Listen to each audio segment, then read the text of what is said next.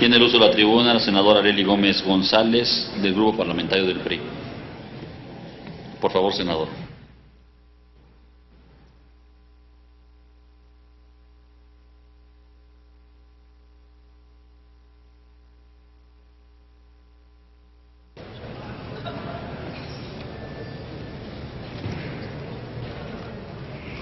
Con su venia, señor presidente.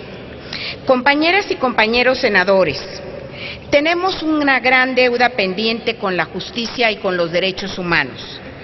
Ha llegado el momento de realizar nuestra aportación al cumplimiento de las sentencias de la Suprema Corte de Justicia de la Nación, de la Corte Interamericana de Derechos Humanos y de las recomendaciones del Sistema Internacional de Derechos Humanos en materia de justicia militar.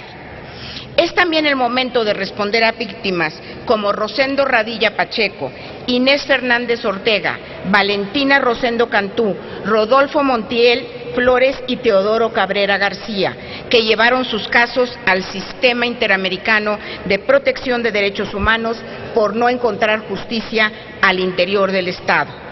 En el Grupo Parlamentario del Partido Revolucionario Institucional estamos convencidos de hacer de México una verdadera sociedad de derechos en beneficios de todos los mexicanos.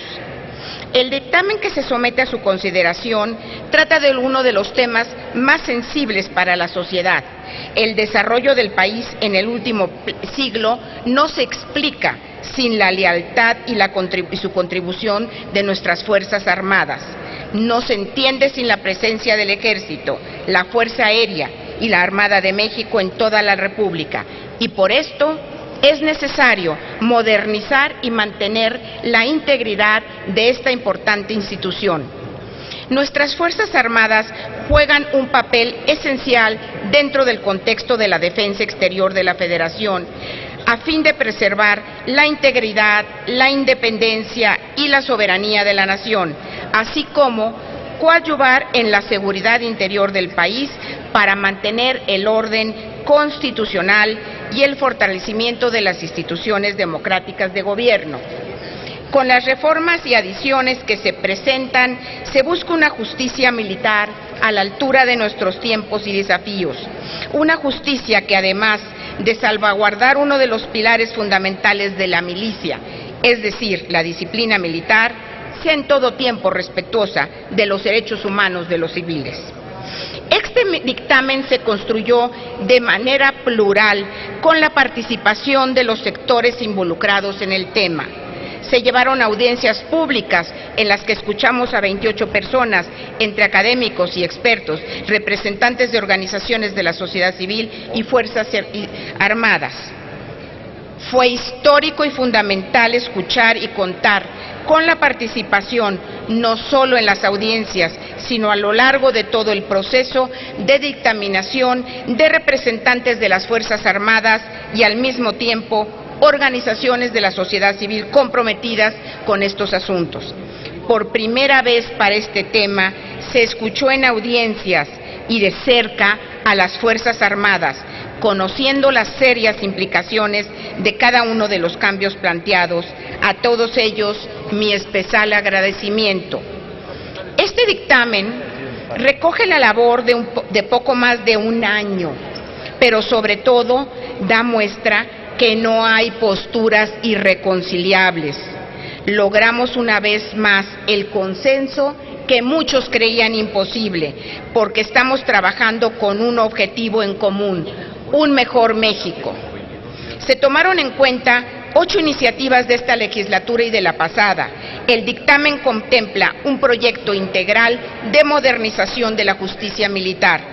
Se puede dividir en 4 grandes temas: cumplimiento de las sentencias de la Corte Interamericana de Derechos Humanos, Suprema Corte de Justicia de la Nación y recomendaciones del Sistema Internacional de Derechos Humanos. Adecuación de una parte de la reforma constitucional en materia de justicia penal de 18 de junio de 2008 y justicia para adolescentes y actualización terminológica. A pesar de que todos los cambios reflejados en más de 100 artículos del Código de Justicia Militar son importantes, el más relevante es la modificación al artículo 57 para restringir la jurisdicción militar. La Corte Interamericana condenó a Rosendo Radilla, Inés y Valentina y de los campesinos ecologistas a que cuando se afectara a un civil no conociera la jurisdicción militar, sino la jurisdicción civil. Así queda en este dictamen.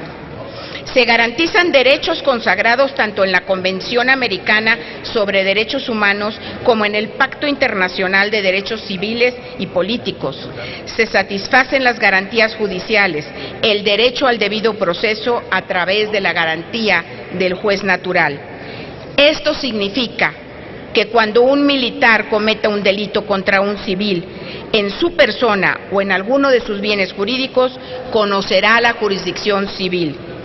No se debe dejar de reconocer que las Fuerzas Armadas ya realizaban esto en la práctica, a partir de la resolución de la Suprema Corte de Justicia de la Nación, por la que se declaró inconstitucional el inciso A de la fracción segunda del artículo 57 y se realizó una restricción interpretativa a los alcances de la jurisdicción militar.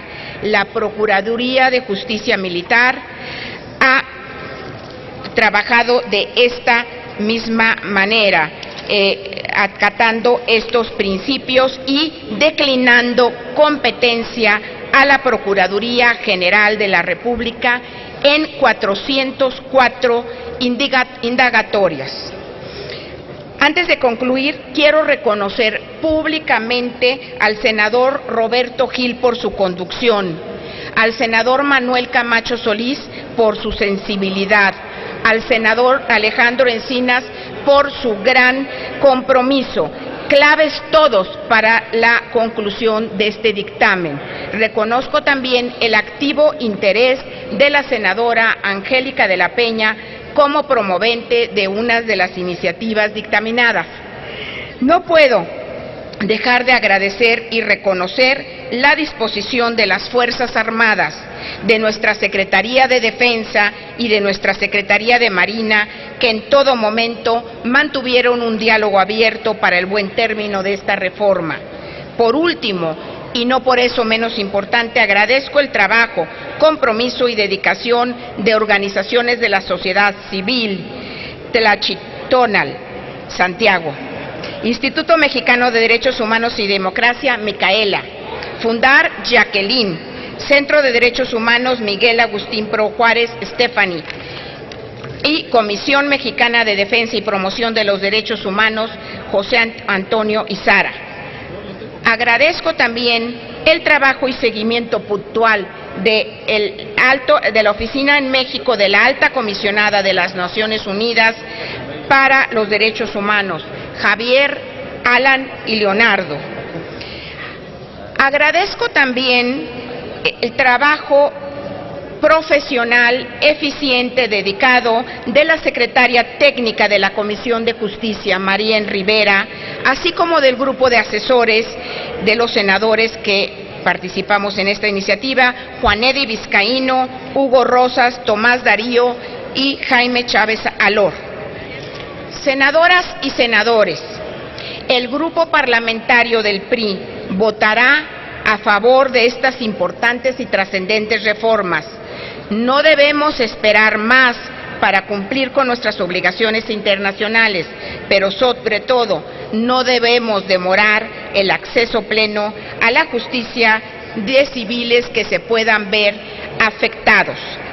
Uno de los compromisos del presidente Enrique Peña Nieto es lograr un México en paz. Y esto solamente es posible gracias a la labor de unas Fuerzas Armadas que hoy, como siempre, van de la mano con México. El carácter social de las Fuerzas Armadas las identifica como un ejército de paz, por su entrega y compromiso con el pueblo de México en caso de necesidades públicas. Asimismo, por el apoyo inmediato a la población en casos de desastres, lo que les ha valido el reconocimiento íntegro y el aprecio de la ciudadanía. Es por ello que el día de hoy daremos un gran paso para mantener su prestigio y modernizar la justicia militar de nuestro país. Muchas gracias.